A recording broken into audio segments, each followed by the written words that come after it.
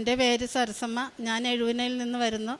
പിന്നെ 2025 ഫെബ്രുവരി മാസത്തിലാണ് ഞാൻ ഉടമ്പടി എടുത്തത്. എൻ്റെ പിതാവായ ദൈവത്തിനും പരിശുദ്ധ അമ്മയ്ക്കും എൻ്റെ ഈശോപ്പച്ചനും കോടാനുകൂടി നന്ദി സ്തുതിയും ആരാധനയും ഞാൻ അർപ്പിക്കുന്നു.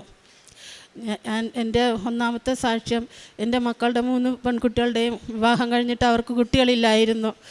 ഞാൻ ഇവിടെ വന്ന് ഉടമ്പടി എടുത്തിട്ട് മാതാവിൻ്റെ നേരെ പോയി നിന്ന് മാതാവിനെ ഞാൻ കാലൊക്കെ ഏൽപ്പിച്ചിട്ട് ഒത്തിരി നേരം കരഞ്ഞ് പ്രാർത്ഥിച്ചു. മാതാവേ, എൻ്റെ മക്കൾക്ക് കുട്ടികളെ തന്നില്ലെങ്കിൽ ഞാൻ പിന്നെ ജീവിച്ചിരിക്കുന്നതിന് എന്താ അർത്ഥം?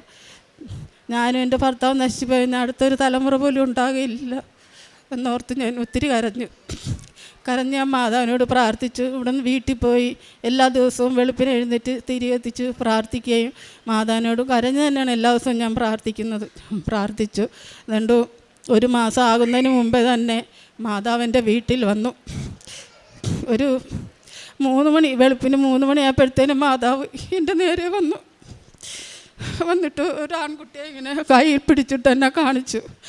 കുറേ നേരം ഞാൻ നോക്കിയിരുന്നു, ചിരിച്ചോണ്ടിങ്ങനെ ഇരുന്നു മാധവനെ കണ്ടപ്പോൾ.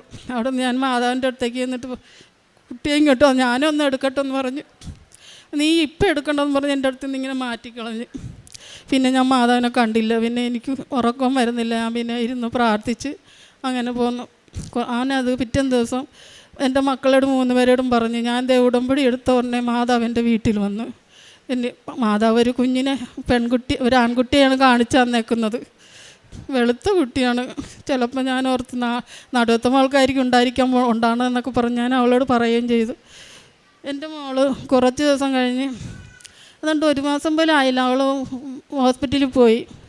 സെൻറ്റ് സെബാസ്റ്റ്യൻ ഹോസ്പിറ്റലിൽ പോയി ടെസ്റ്റൊക്കെ ചെയ്തപ്പോൾ അവൾ പിന്നെ പറഞ്ഞ് പ്രഗ്നൻ്റ് ആണെന്ന് പറഞ്ഞു. അപ്പോൾ അവൾക്ക് പി സി ഒ ഡിയുടെ കുഴപ്പമുള്ളത് കൊണ്ടാണ് കുട്ടികളുണ്ടായിരുന്നത്. അതിനവർ ട്രീറ്റ്മെൻറ്റൊക്കെ ചെയ്ത് മരുന്നൊക്കെ കൊടുത്തു വിട്ട് അവിടെ ചെന്നപ്പോഴാണ് ഇങ്ങനെ പറയണമെന്ന് പ്രഗ്നൻ്റ് ആണെന്ന് പറഞ്ഞു. അപ്പോൾ ഞാൻ പറഞ്ഞപ്പോൾ നിങ്ങൾ എന്നെ കളിയാക്കിയല്ലോ. ഞാൻ മാതാവിനോട് അത്രയ്ക്ക് കരഞ്ഞ് പ്രാർത്ഥിച്ചതാണ്. അതുകൊണ്ട് തന്നെയാണ് എനിക്ക് മാതാവ് എൻ്റെ ഒരു മകൾക്കെങ്കിലും കുട്ടികളെ തന്ന് അനുഗ്രഹിച്ചത് എന്ന് പറഞ്ഞ്. ഞാൻ എല്ലാ മാസവും ഇവിടെ വന്ന് ഉടമ്പടി എടുക്കും, പത്രം മേടിക്കും. മറ്റും കുട്ടികൾക്ക് അറിയാത്തവർക്കൊക്കെ കൊണ്ട് പത്രം കൊടുക്കും. മാതാവിൻ്റെ രൂപം, ഉപ്പ്, തൈലം എല്ലാം തേന് ഇതൊക്കെ മേടിച്ച് ഞാൻ കൊടുക്കും. അടുത്തുള്ളവർക്ക് ഞാൻ കൊണ്ടുപോയി രോഗികളായവർക്ക് ഈ തൈലം പുരട്ടി പ്രാർത്ഥിച്ച് അതൊക്കെ കൊടുക്കും. അവർക്കൊക്കെ രോഗശാന്തിയും കിട്ടി. കൂടാതെ 2ാമത്തെ സാക്ഷ്യം, എൻ്റെ മുതുകത്ത് ഞാൻ മോളായിട്ട് ഹോസ്പിറ്റലിൽ പോകുമ്പോൾ മുതുകത്ത് ഒരു മുഴ ഉണ്ടായിരുന്നു.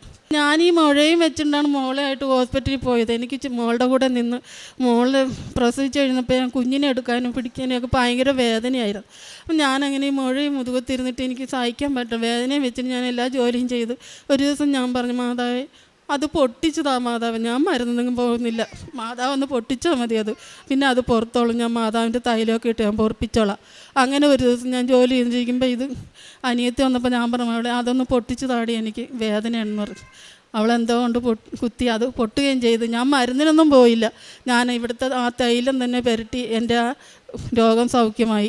ഞാൻ ചെയ്യുന്ന കാരുണ്യപ്രവൃത്തികൾ ഞാൻ എല്ലാവർക്കും ഈ പള്ളിയിലെ ഈ നേർച്ച വസ്തുക്കളെല്ലാം മേടിച്ചുകൊണ്ട് കൊടുത്തിട്ട് കൃപാസന മാതാവിനെക്കുറിച്ച് ഈശോയെക്കുറിച്ചൊക്കെ അവരോട് പറയും.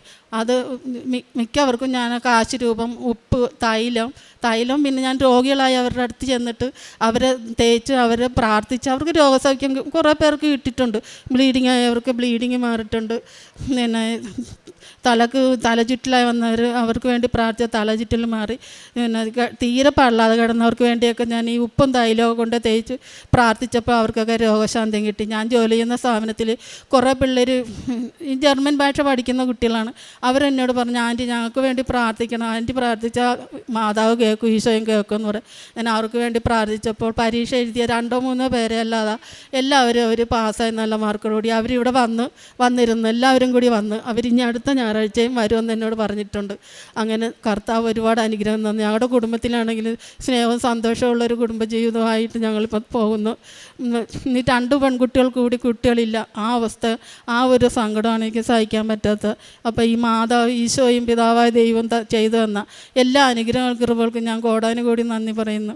എൻ്റെ ഈശോപ്പച്ചനെ എന്നെ വിട്ടുകളയരുതെന്ന് മാത്രമേ എനിക്ക് പറയാനുള്ളൂ. എൻ്റെ ഈശോപ്പച്ചൻ്റെ, എൻ്റെ മാതാവിൻ്റെ എല്ലാവരുടെയും കാരുണ്യം എപ്പോഴും എനിക്കും എൻ്റെ കുടുംബത്തിനും ഉണ്ടാകണമെന്ന് പ്രാർത്ഥിച്ചുകൊണ്ട് ഞാൻ നിർത്തുന്നു. നന്ദി, നമസ്കാരം. ഹോസേയ പ്രവാചകൻ്റെ പുസ്തകത്തിൽ നിന്ന് 2-ാം അധ്യായം 19-ാം തിരുവചനം.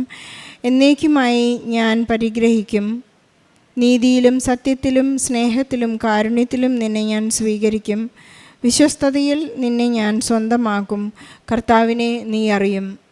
സരസമ്മ എന്ന ഈ മകളുടെ പരിശുദ്ധ അമ്മ നൽകിയ സാമീപ്യത്തിൻ്റെ ഒരു വലിയ സാന്ത്വനത്തിൻ്റെയും ഒരു സാക്ഷ്യമാണ് നാം ഇപ്പോൾ ശ്രവിച്ചത്. സരസമ്മയുടെ മകൾക്ക് 1.5 വർഷമായിട്ട് വിവാഹം കഴിഞ്ഞിട്ട് PCOD മൂലം കുഞ്ഞുങ്ങളില്ലാത്തൊരവസ്ഥയിൽ ഈ അമ്മയുടെ വന്ന് ഉടമ്പടിയെടുക്കുകയും ഉടമ്പടിയെടുത്ത് പ്രാർത്ഥിച്ച് ഉടനെ തന്നെ 1 മാസത്തിനകം മകൾ കൺസീവ് ആവുകയും ചെയ്തു എന്ന അസാധ്യ കാര്യങ്ങളുടെ ഒരു സാക്ഷ്യമാണ് സരസമ്മയുടെ ഏറ്റുപറഞ്ഞത്.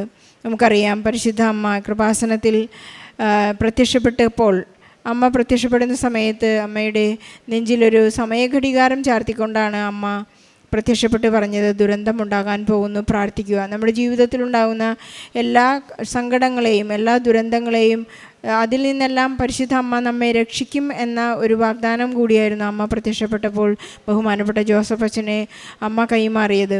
നമ്മുടെ ഏത് തന്നെ സങ്കടങ്ങളായാലും, എത്ര തന്നെ പഴകിയതായാലും, എത്ര തന്നെ കാലഘട്ടങ്ങൾ കടന്നുപോയതായാലും അമ്മയ്ക്ക് സമയച്ചുരുക്കത്തിന്മേൽ സമയത്തിന്മേൽ അധികാരമുള്ള ഒരമ്മയാണ്. അതുകൊണ്ടാണ് സരസമ്മ ഇവിടെ വന്ന് ഉടമ്പടിയെടുത്ത് പ്രാർത്ഥിച്ചപ്പോൾ തന്നെ 1.5 വർഷമായിട്ടുണ്ടായിരുന്ന ഒരു വലിയ വേദന, അവരുടെ കുടുംബത്തിൽ കുഞ്ഞുങ്ങളുണ്ടാവുന്നില്ല എന്നുള്ളൊരു വലിയ വേദനയ്ക്ക് ഉത്തരം നൽകിയ ഒരു വലിയ സാക്ഷ്യമാണിത്. നമുക്ക് പരിശുദ്ധ അമ്മയ്ക്ക് ഈശോയ്ക്കും നന്ദി പറയാം. കാരണം അമ്മ അസാധ്യതകളെ സാധ്യതകളാക്കുന്ന ഒരമ്മയാണ്.